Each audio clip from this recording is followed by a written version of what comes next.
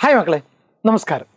അശ്വമേധം എന്ന പാഠഭാഗത്തു നിന്ന് പ്രധാനമായിട്ട് ഓർത്തു വെക്കേണ്ട രണ്ട് പ്രധാനപ്പെട്ട ചോദ്യങ്ങളുമായിട്ടാണ് മാഷ് വന്നിരിക്കുന്നത്. അശ്വമേധം എന്ന പാഠഭാഗം നമുക്കറിയാം അശ്വമേധത്തിൻ്റെ കണ്ടന്റ് എന്തായിരുന്നു എന്നുള്ള സാധനം. അശ്വമേധം എന്ന് പറയുന്നത് സർഗശേഷിയുടെ പ്രയാണത്തെക്കുറിച്ച് പരാമർശിക്കുന്നതാണ് അശ്വമേധം എന്നുള്ള പാഠഭാഗം. മനുഷ്യനുണ്ടായ കാലം തൊട്ട് എഴുത്തും സർഗശേഷി എന്ത് ചെയ്യുന്നുണ്ട്, നിലനിൽക്കുന്നുണ്ട്. അത് പഴയ കാലത്ത് വാമൊഴികളായിട്ട് ഒരു തലമുറയിൽ നിന്ന് അടുത്ത തലമുറയിലേക്ക് പ്രചരിച്ചു. പിന്നെ അത് ചിത്രവരകളായി ഗുഹാ ലിപികളായിട്ട് നിന്നു. പിന്നെ അത് എഴുത്തുരൂപത്തിലേക്ക് മാറി. ഇങ്ങനെ മനുഷ്യ സംസ്കാരത്തിൽ അല്ലെങ്കിൽ മനുഷ്യൻ്റെ ജീവിത പ്രയാണത്തിൽ ഒരുപാട് മാറ്റങ്ങൾക്കും ഒരുപാട് പരമായിട്ടുള്ള പല വസ്തുതകൾക്കും സാക്ഷിയായി നിന്നത് ഈ സർഗശേഷി തന്നെയാണ്. ആ സർഗശേഷിയെയാണ് വയലാർ എന്ത് ചെയ്യുന്നത്, ഏറ്റെടുത്ത് പുതിയൊരു അശ്വമേധ യാഗത്തിന് തയ്യാറാകുന്നത്. അപ്പോൾ ഇവിടെ അശ്വമെന്ന് വിളിക്കുന്നത് ആരെയായിരുന്നു? നമ്മുടെ സർഗശേഷിയാകുന്ന കുതിര എന്നാണ് സൂചിപ്പിക്കുന്നത്.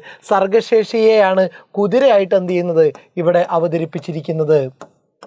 സെറ്റ് ഇതിനകത്തുനിന്ന് ചോദിക്കാൻ സാധ്യതയുള്ള പ്രധാനപ്പെട്ട രണ്ട് ചോദ്യത്തിലേക്ക് വരാം. മനുഷ്യൻ്റെ സർഗശേഷി വിജയം നേടിയ ചരിത്ര മുഹൂർത്തങ്ങളെ കവി പരാമർശിക്കുന്നത് എങ്ങനെ, വിശദമാക്കുക. മനുഷ്യൻ്റെ സർഗശേഷി വിജയം നേടിയ ചരിത്ര മുഹൂർത്തങ്ങളെ കവി പരാമർശിക്കുന്നത് എങ്ങനെ, വിശദമാക്കുക. മനുഷ്യൻ ഭാഷ ഉപയോഗിക്കാൻ തുടങ്ങിയ കാലം മുതലേ തന്നെ നേടിയെടുത്ത സർഗശക്തിയെയാണ് അശ്വമേധം എന്ന കവിതയിലൂടെ വയലാർ ആവിഷ്കരിക്കുന്നത്. ആദിമ മനുഷ്യരിൽ എവിടെയോ ആണ് സർഗധനനായ മനുഷ്യനും കവിതയും പിറവി കൊണ്ടത്. അന്നു മുതൽ പ്രയാണം ആരംഭിച്ച സർഗശക്തിയാകുന്ന ചെമ്പൻ കുതിര പ്രതിബന്ധങ്ങളെ തട്ടിമാറ്റി മുന്നേറിക്കൊണ്ടിരിക്കുന്നതായി കവി വെളിപ്പെടുത്തുന്നു. ആദിമ ജനങ്ങൾക്കിടയിൽ എവിടെയോ ജന്മം കൊണ്ട കലകൾ അതിൻ്റെ ജൈത്രയാത്ര തുടർന്നുകൊണ്ടേയിരുന്നു. പുരാതന കാലത്തെ രാജാക്കന്മാർ ഈ സർഗശേഷിയെ അതിൻ്റെ ദേവാലയങ്ങളിൽ പ്രതിഷ്ഠിച്ചു. പുരാതന ദേവാലയങ്ങളിലെ കൊത്തുപണികൾ, അല്ലെങ്കിൽ അതിൻ്റെ ശില്പഭംഗി, പിരമിഡുകൾ പോലുള്ള ശവകുടീരങ്ങളിലെ കലാഭംഗി, പഴയ രാജാക്കന്മാരുടെ കോട്ടകളിലെയും കൊട്ടാരങ്ങളിലെയും നിർമ്മാണ ഭംഗി എന്നിവയെല്ലാം മനുഷ്യൻ്റെ കലാഭിരുചിയുടെ ഉത്തമ മാതൃകകളാണ്. അത് പണി കഴിപ്പിച്ചവരുടെ പ്രതാപമൊന്നും നിലനിന്നില്ല, എന്നാൽ അവരുടെ കലകൾ കാലത്തെ കീഴടക്കി ഇന്നും നിലനിൽക്കുന്നു. ഓർമ്മയിൽ വെക്കുക, മനുഷ്യൻ ഭാഷ ഉപയോഗിക്കാൻ തുടങ്ങിയ കാലം മുതലേ തന്നെ നേടിയെടുത്ത സർഗശക്തിയെയാണ് അശ്വമേധം എന്ന കവിതയിലൂടെ വയലാർ ആവിഷ്കരിക്കുന്നത്.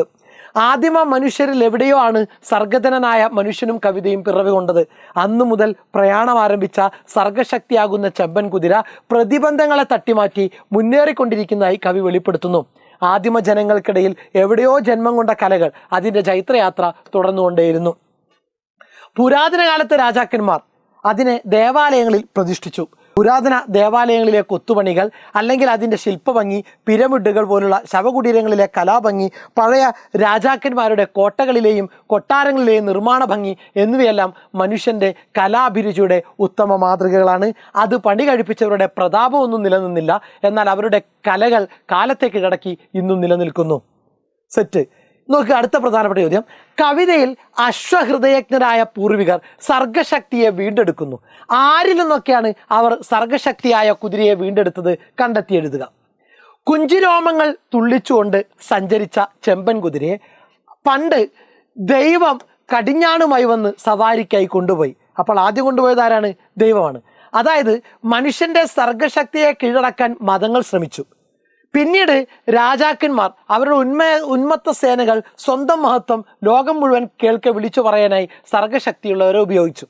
അത് കഴിഞ്ഞ് വേദതത്വം അറിയുന്നവർ തൻ്റെ അറിവ് മറ്റുള്ളവരിലേക്ക് പകരുവാൻ സർഗാത്മകതയെ കടമെടുത്തു. മതവും അധികാരശക്തികളും സർഗശക്തിയെ തങ്ങൾക്ക് അധീനമാക്കാൻ എല്ലാ തരത്തിലും ശ്രമിച്ചു. ഇങ്ങനെയുള്ളവരിൽ നിന്ന് അശ്വഹൃദയജ്ഞാനികളായ കവിയുടെ പൂർവികർ സർഗാത്മകതയാകുന്ന അശ്വത്തെ മോചിപ്പിച്ചു. ഭാരതത്തിലാകട്ടെ നവോത്ഥാന നായകന്മാരുടെ മുന്നേറ്റം സർഗപ്രതിഭകളുടെ കർമ്മവീര്യത്തിന് കരുത്തു പകർന്നു. സെറ്റാണോ? ഒന്നുകൂടി കയറ്റി വെക്കുക. കുഞ്ചിരോമങ്ങൾ തുള്ളിച്ചുകൊണ്ട് സഞ്ചരിച്ച ചെമ്പൻ കുതിരയെ പണ്ട് ദൈവം കടിഞ്ഞാണുമായി വന്ന് സവാരിക്കായി കൊണ്ടുപോയി. അതായത് മനുഷ്യൻ്റെ സർഗശക്തിയെ കീഴടക്കാൻ മതങ്ങൾ ശ്രമിച്ചു. പിന്നീട് രാജകീയ ഉന്മത്ത സേനകൾ സ്വന്തം മഹത്വം ലോകം മുഴുവൻ കേൾക്കെ വിളിച്ചു പറയാനായി സർഗശക്തിയുള്ളവരെ ഉപയോഗിച്ചു. അതുകഴിഞ്ഞ് വേദതത്വം അറിയുന്നവർ തൻ്റെ അറിവ് മറ്റുള്ളവരിലേക്ക് പകരുവാൻ സർഗാത്മകതയെ കടമെടുത്തു. മതവും അധികാരശക്തികളും സർഗശക്തിയെ തങ്ങൾക്ക് അധീനമാക്കാൻ എല്ലാ തരത്തിലും ശ്രമിച്ചു. ഇങ്ങനെയുള്ളവരിൽ നിന്ന് ഹൃദയജ്ഞാനികളായ കവിയുടെ പൂർവികർ സർഗാത്മകതയാകുന്ന അശ്വത്തെ മോചിപ്പിച്ചു. ഭാരതത്തിലാകട്ടെ നവോത്ഥാന നായകരുടെ മുന്നേറ്റം സർഗപ്രതിഭകളുടെ കർമ്മവീര്യത്തിന് കരുത്തു പകർന്നു. ഓക്കെ മക്കളെ, 2 പ്രധാനപ്പെട്ട ചോദ്യമാണ്, സെറ്റാണ്. Thank you.